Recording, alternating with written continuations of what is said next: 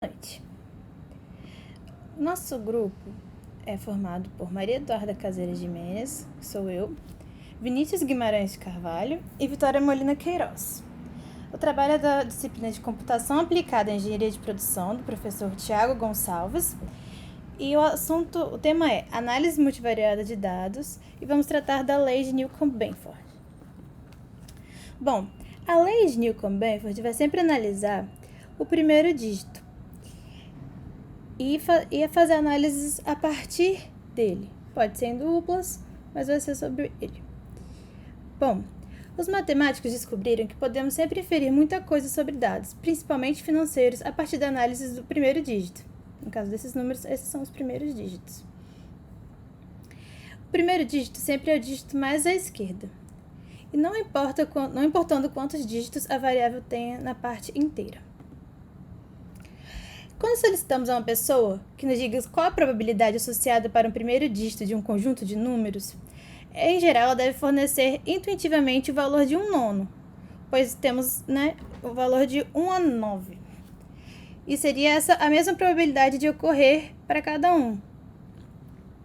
Newcomb foi o primeiro a perceber que essa uniformidade não era válida em várias situações. E a partir de vários testes, ele concebeu uma distribuição de probabilidade para o primeiro dígito de números obtidos de várias fontes. Depois veio Benford anos depois e mostrou formalmente a lei.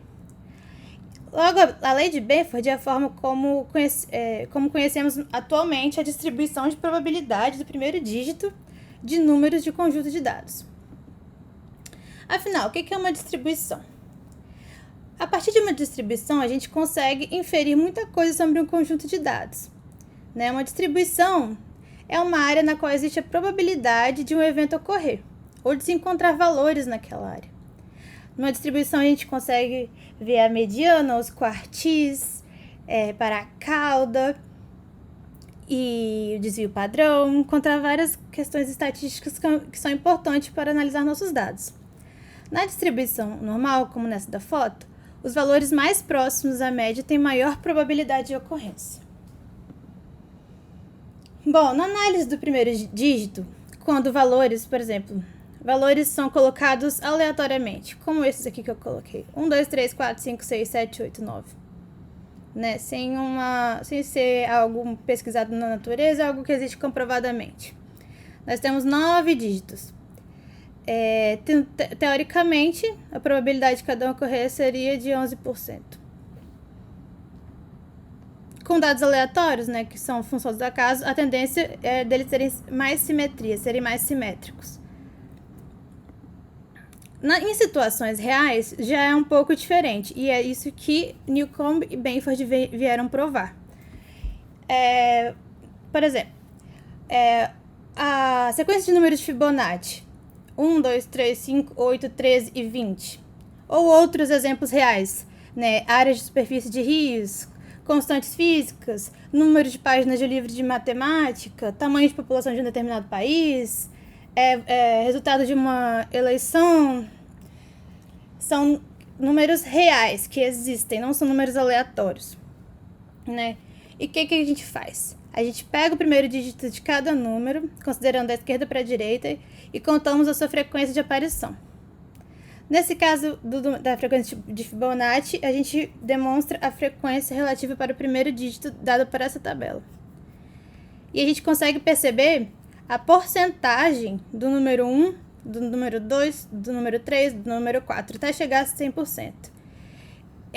E a porcentagem do número 1 é maior do que a do 2, que é maior do que a do 3, que é maior do que a do 4, e por assim vai. E isso foi o que Newcomb e Benford conseguiram provar.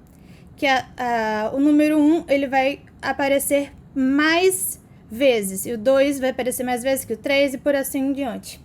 Não em números aleatórios, mas em questões que existem na natureza, que existem, igual eu citei aqui anteriormente. Bom, a gente nota que para essa amostra dos números de Fibonacci, a distribuição do primeiro dígito está longe de ser uniforme. A gente consegue notar uma cauda à direita. E isso se reproduz nos outros exemplos reais mencionados, aqui acima. Bom, Como proposto por Newcomb, o primeiro dígito da sequência vai seguir uma distribuição logarítmica. Aqui é o dígito, vai ser log de 1 mais 1 sobre dígito. E o modelo teórico foi demonstrado por Benford, onde a probabilidade de ocorrência do dígito D é na forma do logaritmo. O log calcula a proporção esperada de cada número. E a tendência dos dígitos é decrescente. Aí vai ficar nesse gráfico. Essa é a tendência da lei de Newcomb-Benford. Os dados que seguem esse padrão, que seguem a lei de Newcomb-Benford, costumam ter esse padrão, essa cauda mais para a direita, né? Ou seja, o número 1 tende a ocorrer com maior frequência, né, como primeiro dígito, o 2 depois o 3 e assim por diante. Essa lei foi definida em 1938. O primeiro dígito tem 9 possibilidades, o segundo dígito e por assim em diante. Você pode testar ele em conjuntos também, né? Bom, dados que devem ter conformidade. Preços de produtos, de casas, de veículos, contabilidade, ações, tamanhos de objetos, números sem endereços, populações, eleições, a sequência de Fibonacci, contas de luz, entre outros. Os dados devem representar eventos ou fatos. Eles não podem ser aleatórios, não podem ser tipo números de CEP, CPF. Não podem haver limites inferiores ou superiores, por exemplo, comissão mínima ou máxima. Eles precisam possuir pelo menos 4 dígitos na parte inteira e recomenda-se pelo menos 1000 registros para conseguir ter uma boa análise. Bom, dados que não devem ter conformidade. Números gerados artificialmente ou aleatoriamente, por exemplo, códigos sequenciais. CPFs ou CNPJs, números de conta, telefones, né? Dados criados ou alterados tendem a não estar em conformidade com a lei de Benford. A lei de Benford é considerada a melhor lei no combate à fraude.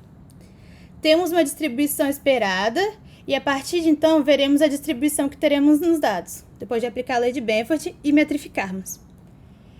Mas temos que lembrar que a lei de Benford ela não detecta a fraude, ela dá um sinal de fumaça de que tem algo ali errado. Isso a gente pode ver em licitações, em eleições, né? Se a gente vai analisar. Se não seguir a lei de Benford, aí a gente faz uma auditação mais detalhada. Bom, a partir da lei de Benford, se seguir a lei de Benford não significa que tá certo, né? Porque a gente ainda precisa metrificar. A gente precisa avaliar a significância. A partir da nossa hipótese nula, a gente vai confirmar, né? Porque dificilmente um conjunto de dados vai se adequar perfeitamente à lei de Benford. A gente precisa verificar se a diferença entre a distribuição esperada e a obtida é significativa. Através dos testes de hipótese, vamos verificar se essas diferenças são realmente significativas. E as métricas que vamos utilizar é a estatística Z, que a gente tem como hipótese nula, que é a hipótese inicial, que vai se adequar à lei de Benford, e a partir desse teste, o resultado, se ele der menor do que o determinado valor, a gente vai saber se se adequa ou não. A gente tem o teste Q quadrado, então que pelo resultado a gente vai ter, e o desvio médio absoluto, que veremos daqui a pouco. Bom, a gente pode ter um exemplo em R, né? O R possui 2 bibliotecas para análise da lei de Benford. Essas bibliotecas já possuem um conjunto de dados dentro dela e funções próprias para a gente testar a aplicabilidade da lei. Essas bibliotecas são Benford Análises e Benford Testes.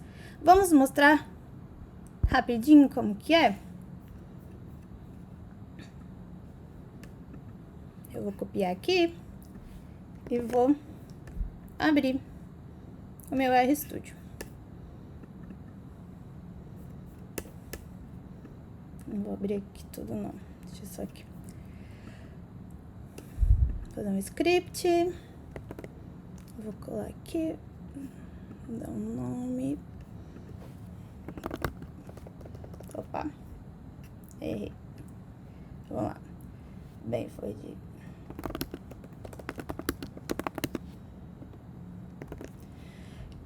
Eu não vou carregar meus pacotes porque eles já estão instalados. Eu vou carregar. Essa é a biblioteca Benford Análises. Vou carregar elas. Ó, aqui ele pede pra gente, acadêmico, citar ela. Eu vou ver com a DIM.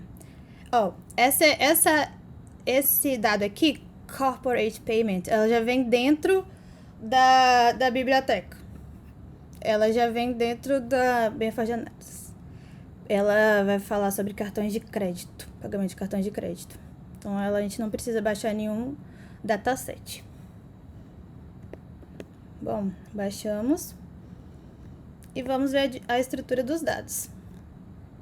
Aqui a gente viu essa quantidade e essas são as quantidades de linhas, e essas são as quantidades...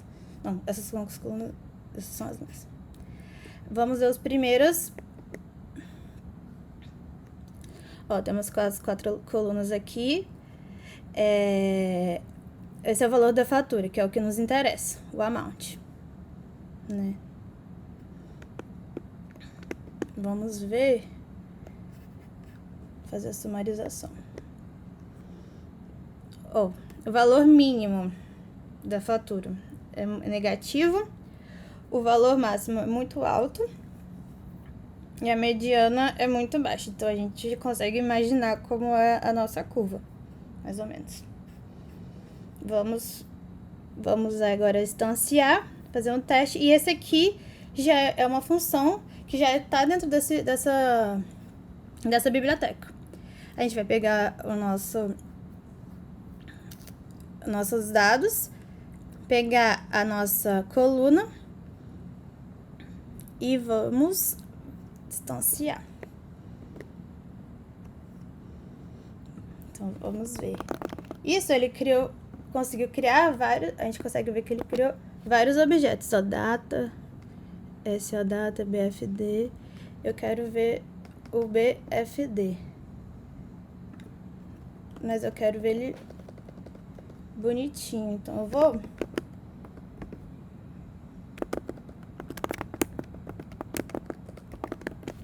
eu vou transformar num data frame.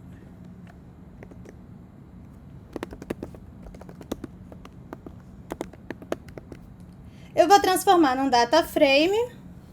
E olha aqui, ele vai dar os dígitos 1 e 0 juntos.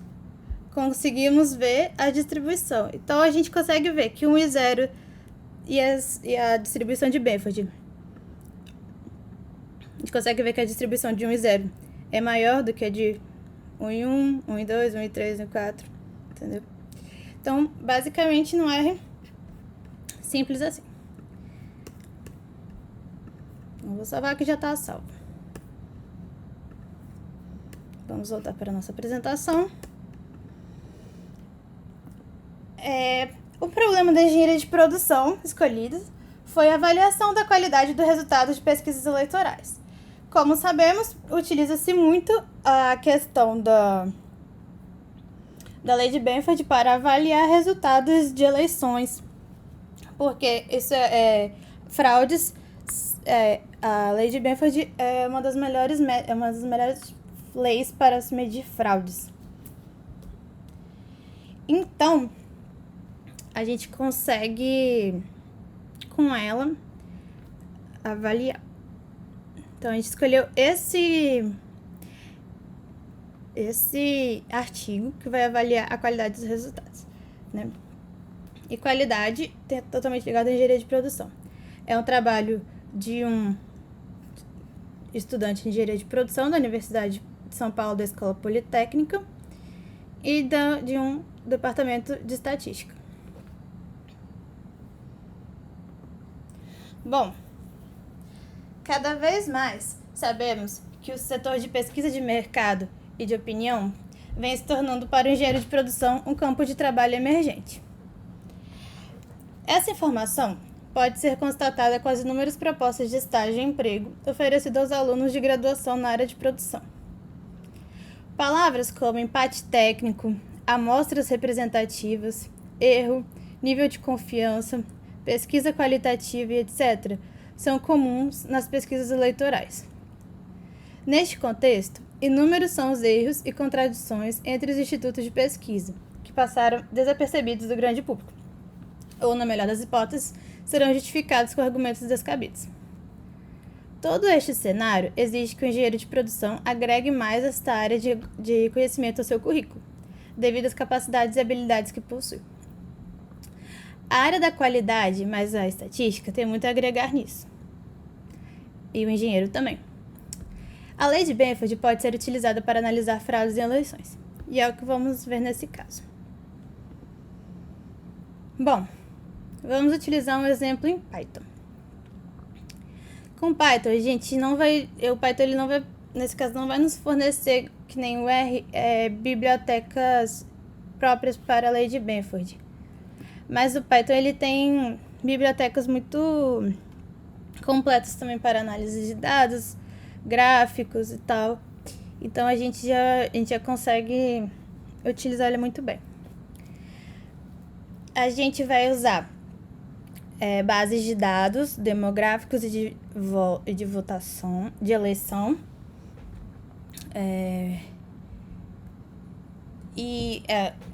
em formato CSV,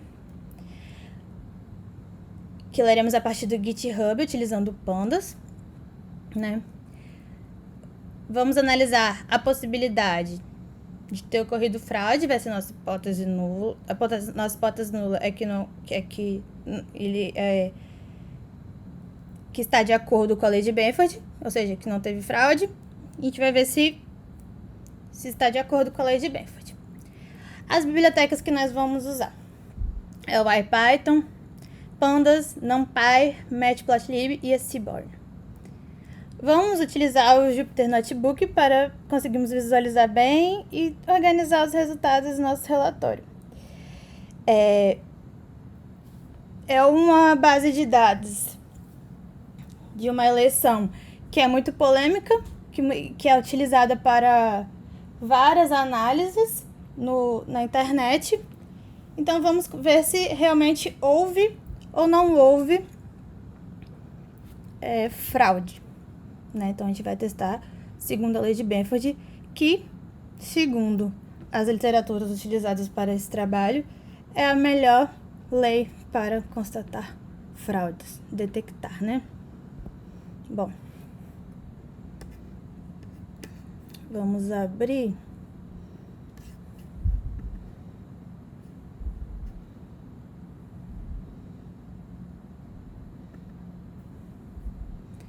Cadê? Cadê meu terminal?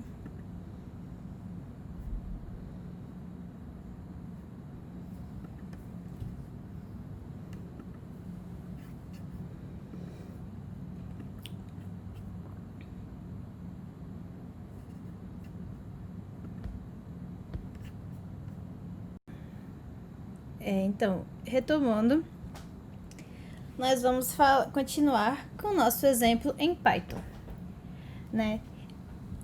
Vamos utilizar o Jupyter Notebook e, para isso, vamos precisar abrir o nosso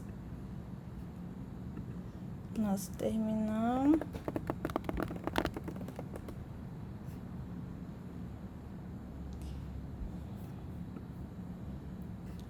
Eu gosto de usar o do Jupyter, que ele fica bem organizado.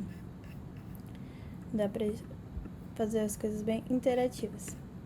Bom, aqui. Então, resolvemos falar sobre fraude nas eleições. Por quê? Constatamos que é, sim, uma questão que tange ao engenheiro de produção. Atualmente, temos vários casos de fraudes eleitorais, de pesquisa eleitoral, de estatística sendo aplicada, de leis, né, sendo aplicadas nessas análises. Então, o engenheiro de produção ele tem cada vez um mercado mais próximo dessa área. Tanto para aplicar qualidade, como para aplicar métodos e também, por que não, análise multivariada de dados. Sabemos que a lei de Newcomb-Benford ela é uma das melhores para analisar fraudes, detectar fraudes. Então, como esse é um problema que tange o engenheiro de produção, resolvemos pegar uma eleição do Brasil e uma das mais polêmicas, uma das que mais é falado e comentado na internet, que tem uma base de dados grande e é utilizada em várias análises de sentimentos, várias análises estatísticas pelo Twitter, enfim. Então agora a gente vai aplicar a lei de Benford para analisar, ver se a gente detecta uma possível fraude. Tanto em três conjuntos, a gente vai fazer por 3 etapas, né? Então é isso. Querendo ou não, também a engenharia de produção está trabalhando também na área de auditorias, de auditação. Então, é uma coisa que concerne a nossa área. Bom, para continuarmos, para pincelarmos o que é a lei de Benford novamente. A lei de Benford, né, como já falamos, é a lei do primeiro dígito. E ela está presente em vários conjuntos de números reais. Simplificadamente, a lei diz que o primeiro dígito significante é provavelmente pequeno.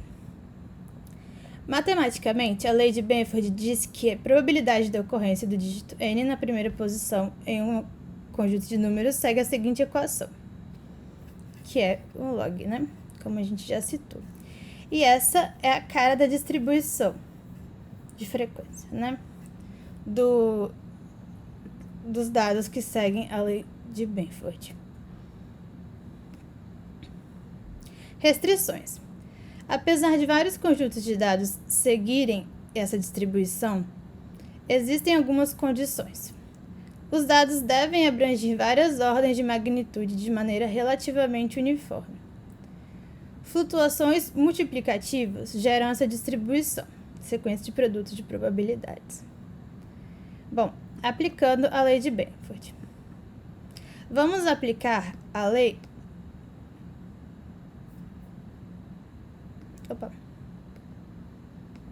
Vamos aplicar a lei em alguns dados públicos e verificar a sua eficácia. Ao todo, realizaremos um total de 3 exemplos. E o passo a passo abaixo mostra as etapas de cada exemplo. Bom, como em toda análise de dados, a gente tem umas etapas importantes. É sempre bom a gente visualizar os dados que a gente tem para a gente conseguir entendê-los. A partir disso, a gente fazer limpeza e filtragem. Como a gente vai usar a lei de Benford? Devemos aplicar a nossa análise. Como a lei de Benford ela não se basta, devemos aplicar métricas, que são as estatísticas que a gente citou na nossa apresentação. E a partir disso, a gente teremos nossos resultados. A gente tem nossa hipótese nula, que é que sim, os nossos dados eles obedecem à lei de Benford. E a gente vai ver se a nossa hipótese nula é válida ou a gente vai ter a nossa hipótese alternativa. Bom, já aparece um erro aqui. Vamos tentar reinstalar os pacotes para ver se esse erro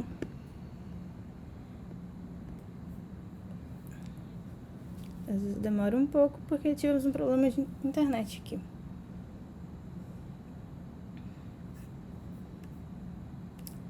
Vamos ver se deu. Deu. Ótimo. Deu. Então a gente instalou, atualizou e instalou e importou o Pandas, o NumPy, Seaborn, SciPy, Matplotlib e o IPython, né? Configuramos as exibições. Bom, primeiramente, a gente vai falar das 3 etapas que eu citei. A gente vai fazer os dados de eleitores por município. né? A gente vai verificar se a quantidade de eleitores por município segue o padrão descrito na Lei de Benford. Na nossa apresentação, a gente viu que populações de cidades e países seguem esse padrão. Não são números gerados aleatoriamente. Então, ela tem aquela cara de distribuição de frequência que a Lei de Benford já comprovou. Os dados usados nessa análise foram retirados do site do TSE e correspondem à quantidade de eleitores por município em 2014. Primeiramente, vamos importar os dados do TSE e checá-los. A gente usou uma base de dados do Fernando HF, do GitHub dele, que ele tem vários dados legais para usarmos. A gente vai importar, a gente vai usar o Pandas para ler o CSV, entendeu? A gente criou uma função de visualizar o nosso data frame, e aí dentro da nossa função a gente vai mostrar o nosso data frame. Então, a nossa função visualizar eleitores nos retornou uma matriz, um data frame de 5 linhas e 43 colunas, né? Incluindo nas nossas colunas ano de eleição, que no caso vai tudo igual, né? 2014, país, quantidade de eleitores, biometria, quantidade de eleitores deficientes, enfim. O que a gente vai querer, essa parte da nossa limpeza e filtragem, vai ser quantidade de eleitores por município.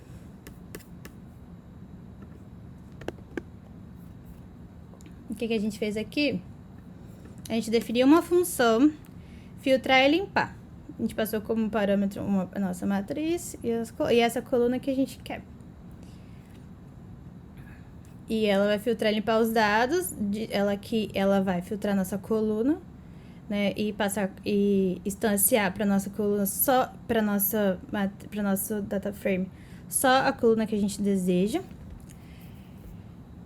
Com essa coluna depois de receber só a coluna que a gente deseja, ela vai eliminar todos os valores nulos. Depois da limpeza nessa função que a gente criou, ela vai mostrar as informações. E a gente vai concatenar essas informações, junto com uma string, float, né? Que aí vai formar uma frase pra gente.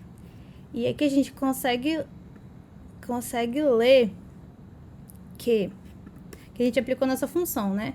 Instanciou para eleitores. Então, eleitores recebeu essa função. A gente descobriu que temos 5.738 não nulos. Bom, nesse caso, por município. Tá. Beleza. Análise. De acordo com o TSE, de fato, essa vez depois, tivemos essa quantidade de eleitores em 2014. Os dados bateram, né? A gente fez os dados aqui e bateram com a base do TSE. É sempre bom, enquanto a gente estiver fazendo, a gente ir lá conferir. Porque pra ir verificando também se é coerente, né? Essa aqui eu tinha feito aquela hora porque tinha dado erro. Então não precisa importar de novo. Podia só apagar, né? Então, aqui eu vou criar outra função. De mostrar a distribuição. E ela vai printar o valor mínimo e o valor máximo e vai mostrar a distribuição de quantidade de eleitores por frequência. O valor máximo vai ser esse e o valor mínimo esse. Aí conseguimos ver que o valor máximo é muito maior do que o mínimo e a distribuição é de cauda longa. Eles estão definidos em um intervalo de várias ordens de grandeza. Após isso, vamos escrever uma função que vai coletar as distribuições dos dígitos presentes nesses dados. Ela vai coletar todas as distribuições dos dígitos presentes nesses dados, que é uma das coisas que importa muito pra gente. Essa vai ser essa função que, como o Python ele não tem igual o R, que tem aquela função toda pronta, né, que bem foi, a gente tem que ficar criando função. Mas isso não tem problema também, porque isso é muito bom no Python pra gente. Muito fácil, muito intuitivo. Então a gente vai criar essa função que vai retornar a distribuição dos primeiros dígitos da coluna especificada e vai retornar pra gente essa tabela com a tabela de frequência do primeiro dígito. E olha como parece bem próximo dos previstos na lei de Benford. Tipo, entendeu? Ó, o primeiro dígito aqui, ele vai ser maior. Tá parecendo que faz sentido, que tá de acordo, mas aí a gente tem que plotar o gráfico. Aí para plotar o gráfico, também a gente vai fazer uma função. A biblioteca Seaborn é muito boa para isso. Vamos fazer uma função. E a nossa função retornou a gente plotou esse gráfico. Analisando o gráfico, ele está bem parecido com o descrito pelo Benford, né? Mas só pelo gráfico a gente não consegue, né, tirar conclusões, a gente tem que metrificar. Então a gente vai usar o Q quadrado com essa equação que a gente já citou na outra e desvio absoluto médio.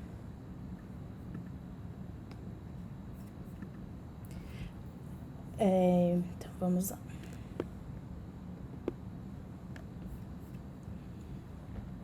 Olha que quadrado deu, retornou um resultado bem baixinho. E o desvio absoluto médio também. As métricas vão ser usadas para tirarmos conclusões dos resultados, né? Então, dada a nossa hipótese nula inicial, de que os valores seguem a mesma distribuição. Então, a gente só pode rejeitar essa hipótese, né, se o valor encontrado corresponder a um valor de P que demonstre relevância na rejeição. E normalmente tem que ser menor que 0,05. E a gente tem um valor bem menor que o valor crítico da tabela, para um valor do P igual a 0,05. Então, estatisticamente, a gente não pode rejeitar essa hipótese nula, não. Então, não podemos rejeitar a hipótese nula de que os valores seguem a lei de Benford. Então, teoricamente, seguem. A gente não vai rejeitar ela. Então, a gente segue outra métrica. Essa é a tabela da distribuição absoluta. Pelo nosso valor, a gente consegue estabelecer que possui uma conformidade aceitável. Ou seja, nossos resultados seguem a lei de Benford nessa primeira etapa. Bom, agora a gente vai para os votos válidos por município. Vamos assumir que o número de votos válidos por município tem um comportamento conforme a lei de Benford. Também do TSE. Também a gente vai usar os dados do Fernando HF.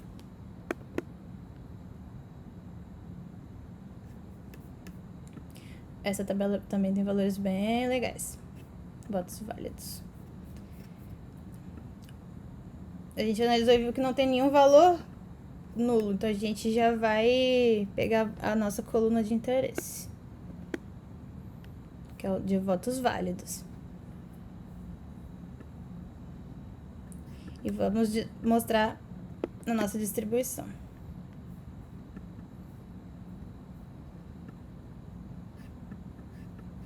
Ai, gente. Por que não tá aparecendo?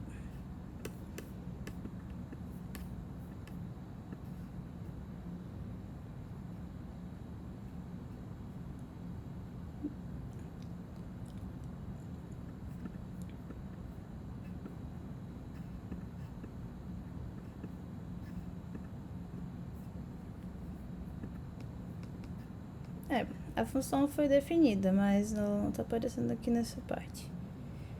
Vamos fazer assim. Eu vou disponibilizar um notebook para quem tiver interesse de acompanhar essas análises. Legal?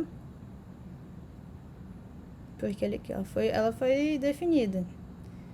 Só que aqui ele não leu.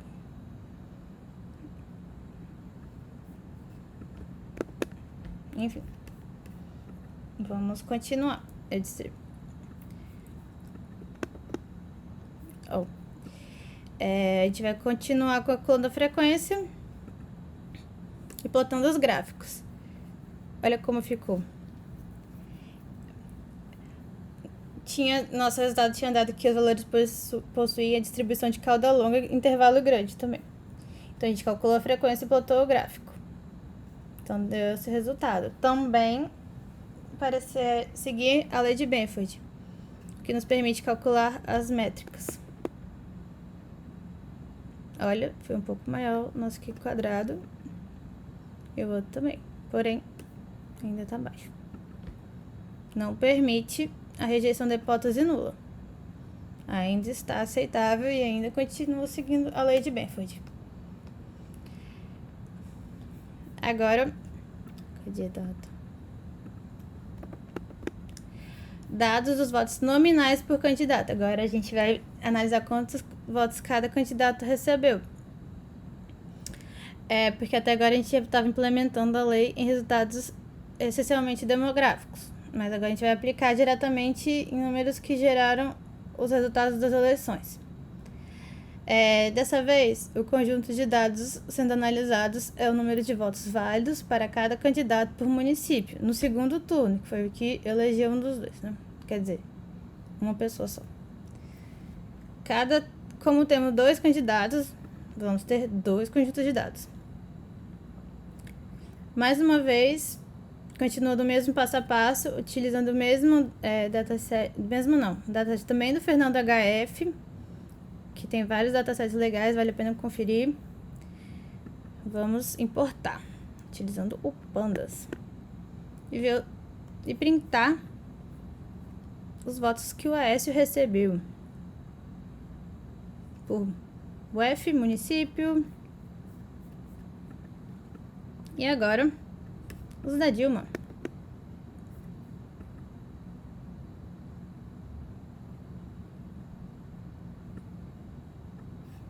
A partir disso, também vamos seguir o nosso processo de limpeza e filtragem.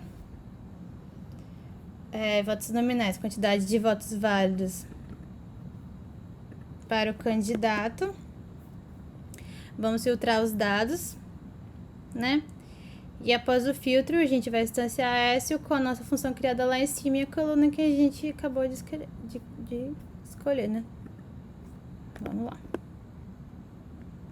Temos aqui nossos votos nominais.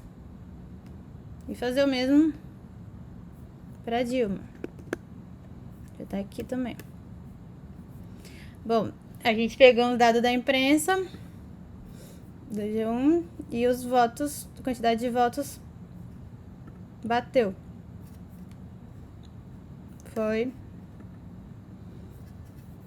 Fez sentido, né? Enfim, continuando a nossa análise, a gente vai botar as nossas distribuições. Será que... esse foi o que aparece. Vamos ver se agora ele vai falar que não leu também. Não leu. Mas a nossa distribuição era aquela. E essa é a nossa distribuição aqui. Bom, ambos os valores parecem ser distribuição de cauda longa, além de intervalo que varia na mesma ordem de grandeza.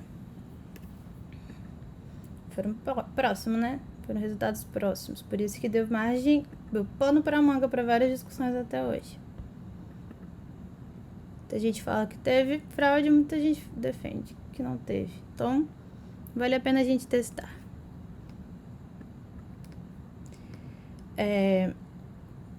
Olha como que ficou nossa frequência do Aécio. Vamos plotar para ver se é isso mesmo. Isso aí. A frequência do nosso primeiro dígito é essa. Nós são os valores observados e aqui a nossa lei de Benford. Então, segue a lei de Benford. E o da Dilma também. Aparentemente, esses resultados parecem bem próximos. Aí a gente precisa fazer nossas métricas. Aqui quadrado e outro. Olha aqui os nossos resultados. E, novamente, os nossos testes não permitem a rejeição da hipótese nula. E resulta em uma conformidade marginalmente aceitável para ambos os conjuntos de dados. Ou seja, os resultados estão sim de acordo com a lei de Benford. O que não quer dizer que não teve fraude. Quer dizer que não detectou. Tá aceitável. É uma análise aceitável, não detectou possibilidade de fraude. Bom, conclusão. Nesses exemplos foram usados alguns dados.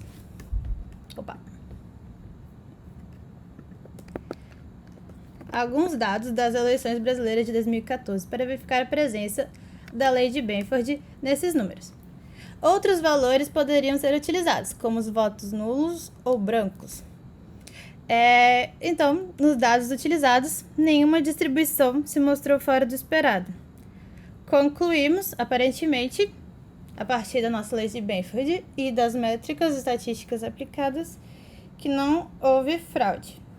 Porém, podemos continuar fazendo análises, não é mesmo? Obrigada a todos pela atenção.